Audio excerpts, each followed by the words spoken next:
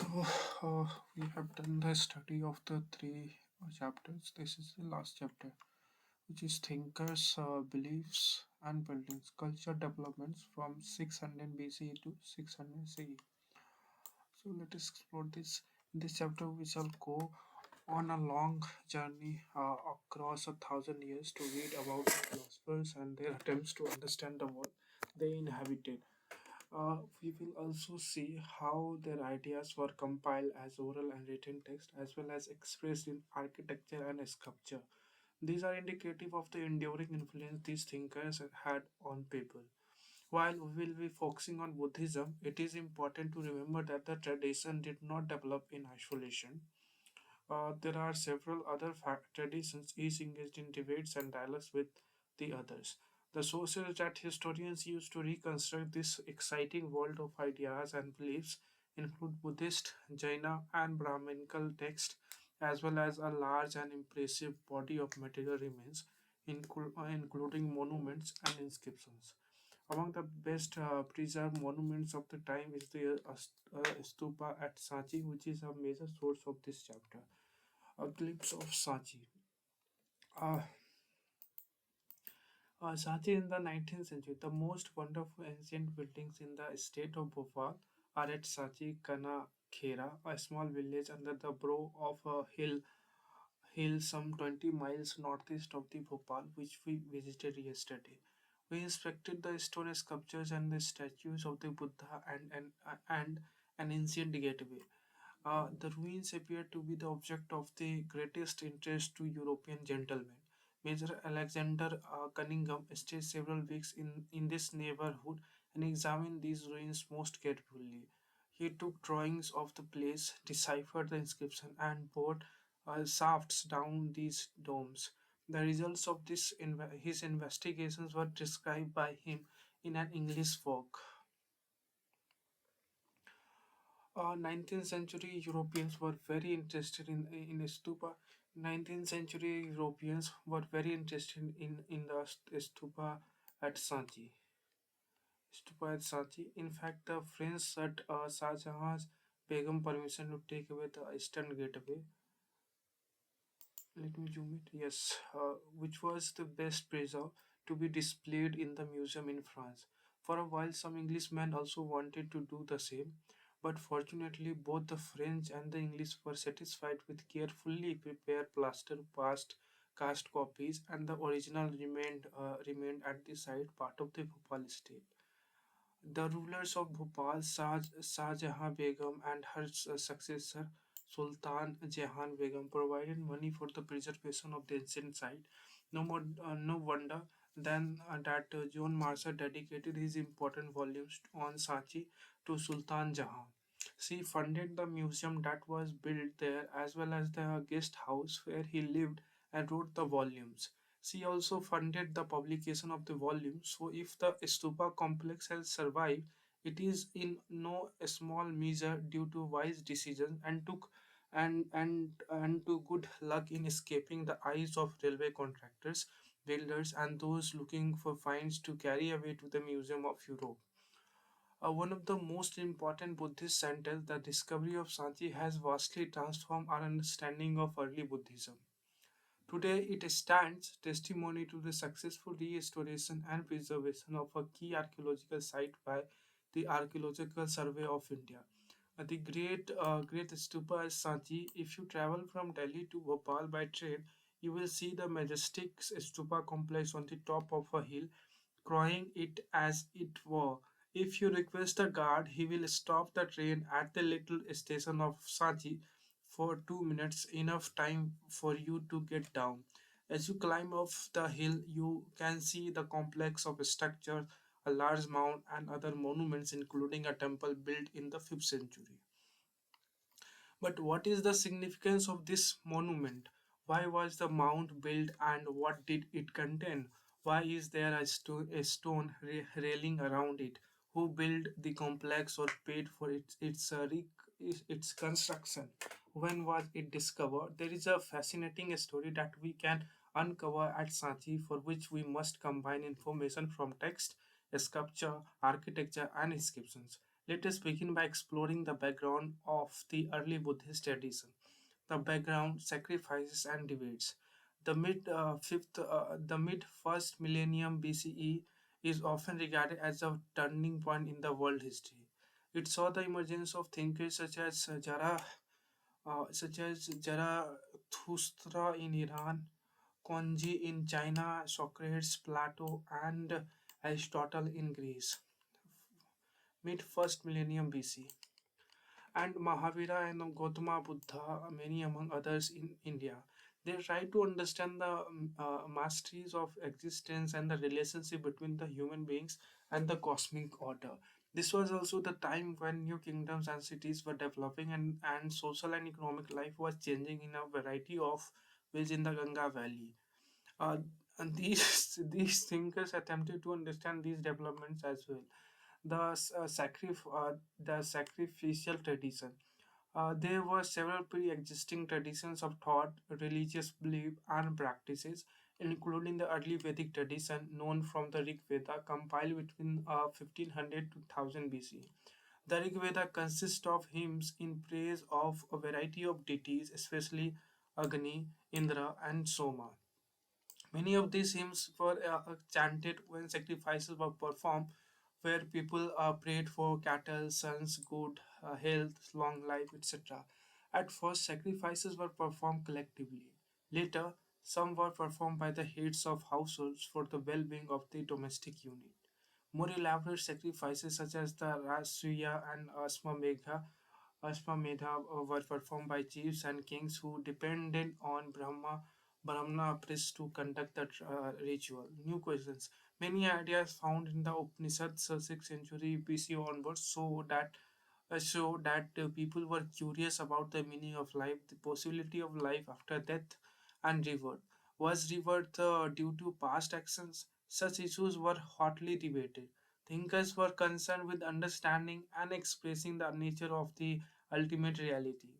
And others, outside the Vedic tradition, asked whether or not there even was a single ultimate reality.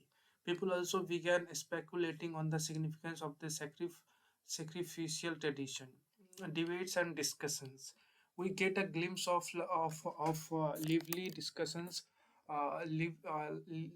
lively discussions and debates from Buddhist texts, which mention as many as 64 sects or a school of thought. So Buddhist text mentions about 64 sects or a school of thought. Teachers travel from place to place, trying to convince one another as well as lay persons about the validity of their philosophy or the way they understood the world.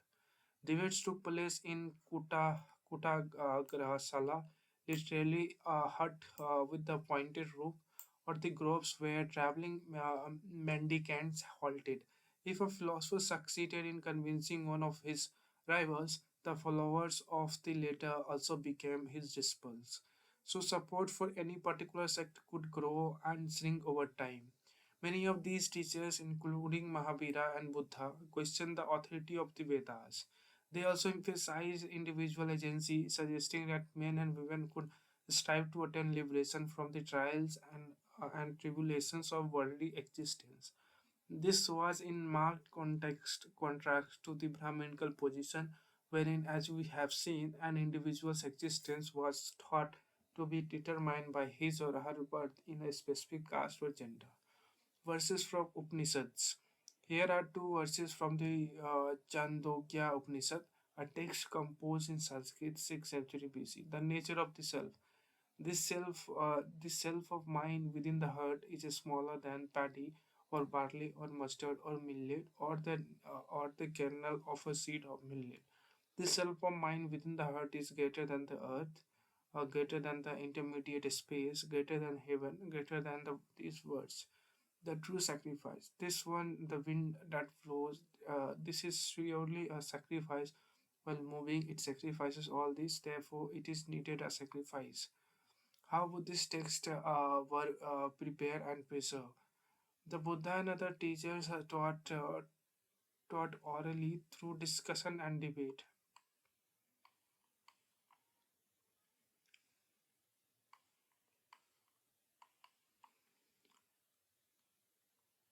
beyond worldly pleasures, the message of Mahavira. The basic philosophy of the Jains was already in existence in North India before the birth of Vardhamana, who came to be known as Mahavira. Okay, so the name of the Vardhaman later on became Mahavir. In the 6th century, according to Jaina tradition, Mahavir was preceded by 23 other teachers or Tirthankars, literally those who guide men and women across the river of existence. The most important idea in Jainism is that the entire world is animated. Entire world is animated, even stones, rocks, and water have life. Animated, even stones, rocks, and water have life. No injury to the living beings, especially to humans, animals, plants, and insects, is central to the Jaina philosophy. In fact, the principle of ahimsa emphasized within Jainism has left. In fact, the principle of ahimsa emphasized within Jainism has left its mark on Indian thinking as a whole. According to Jaina teachings, the cycle of birth and rebirth is shaped through karma. Asti- Asceticism and penance are required to free oneself from the cycle of karma. This can be achieved only by renouncing the world. Therefore, monastic existence is a necessary condition of salvation. Jaina monks and nuns took 5 vows. What are they? To abstain from killing, stealing, and lying, to observe celibacy, and to abstain from possessing property. The world beyond the palace. Just as the Buddha's teachings were compiled by his followers, the teachings of Mahavira were also recorded by his disciples. These were often in the form of stories which would appeal to the ordinary people.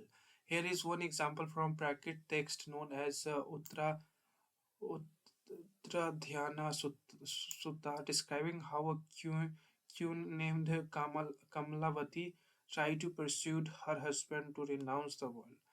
If the world, if the whole world and all its treasures were yours, you would not be satisfied, nor would all this be able to save you. When you die, O king, and leave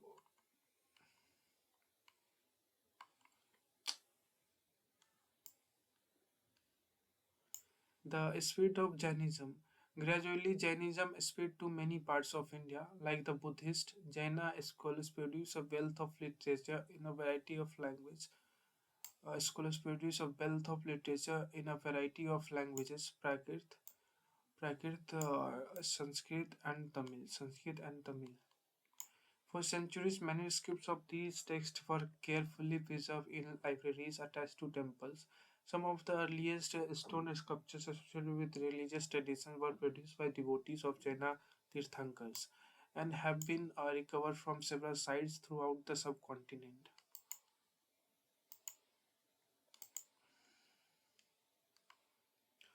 The Buddha and the quest for enlightenment. One of the most influential teachers of the time was the Buddha. Over the centuries, his message has spread across the subcontinent and beyond, through Central Asia to China, Korea, and Japan, through Sri Lanka across the seas of Myanmar, Indonesia, Thailand.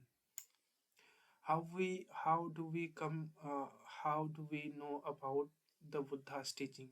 These have been reconstructed by carefully editing, translating, and analyzing the Buddhist text mentioned earlier. Historians have also tried to reconstruct details of his life from hagiographies.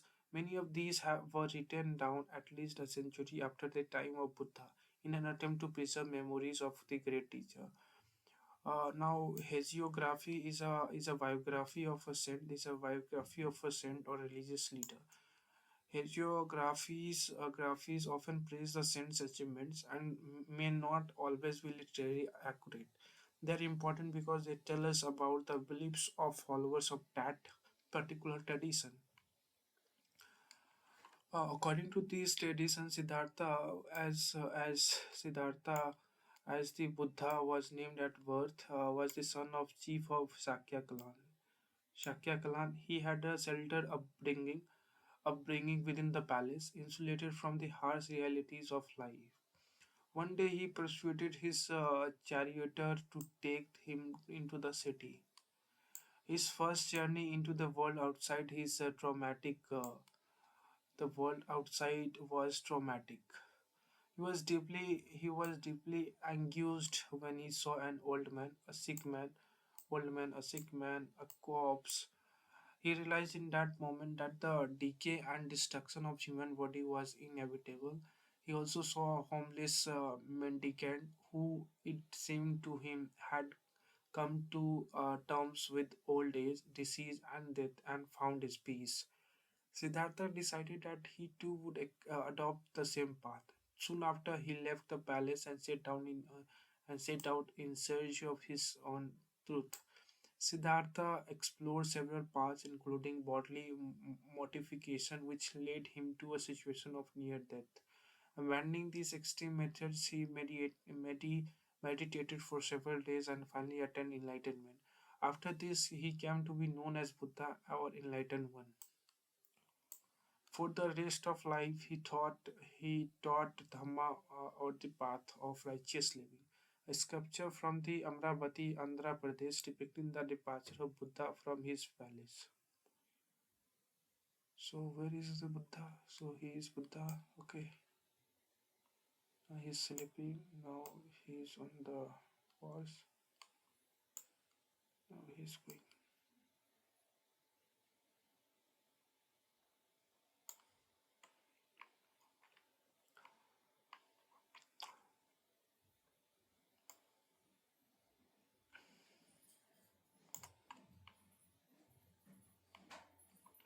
The teachings of the Buddha. The Buddha's teachings have been reconstructed from stories found mainly in Sutta Pitaka.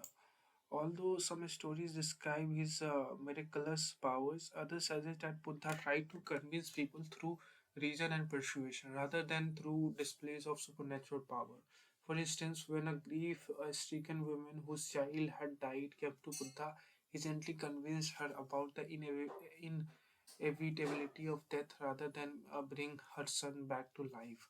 These stories were narrated in the language spoken by ordinary people so that these could be easily understood. According to Buddhist philosophy, the world is transit. According to what?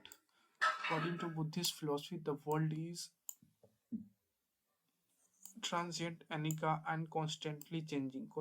It is also soulless, anatta, as there is a nothing permanent or eternal in it. Within this transient world, sorrow, dukkha, is the intrinsic to the human existence.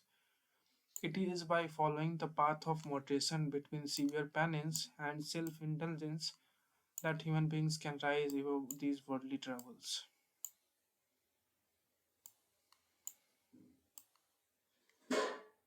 In the earliest forms of Buddhism, whether or not God existed was irrelevant.